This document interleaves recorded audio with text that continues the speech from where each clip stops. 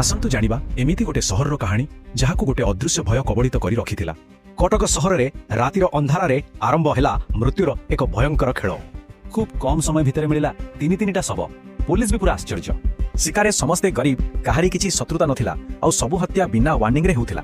सबुठु आश्चर्यर कथा किछि भी चोरी होउ नथिला, उद्देश्य थिला केवल हत्या। लोके डरिकी कुहाकु हेले ये तो पक्का साइको किलर से रमण राघव भड़िया। पूरा सहर रे भयर माहौल। रातिरे बाहर सुइमाकु काहारी साहस हेलानी। पुलिस पाई तदंत बाटभणा। हत्याकारी जेमिति गोटे भूत, किछि भी प्रमाण छाडु नथिला। हेले सेतेबेले गोटे सीसीटीवी फुटेज रु मिलिला प्रथम सुराग। जाने लोक प्रतिथर शव मिलिबार ठीक आगरु सेही जागारे देखा जाउथिला।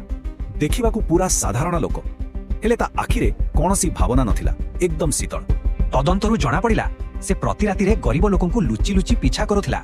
तार ए पैटर्न देखि पुलिस ताकु धरिबा पई एक जाल बिछाइबाकु भाबेबा। एथर पुलिस गोटे जाल बिछेला। जणे ऑफिसर सोईथिबा लोकर अभिनय कले।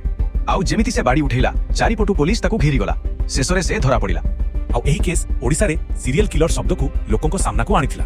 आज भी कटकर लोक से राति कथा मने पकेले डरी जाआंती। एहा गोटे प्रश्न छाड़ी जाए, भय रातिर अंधार रे थाए ना जणे मनीष भितरे।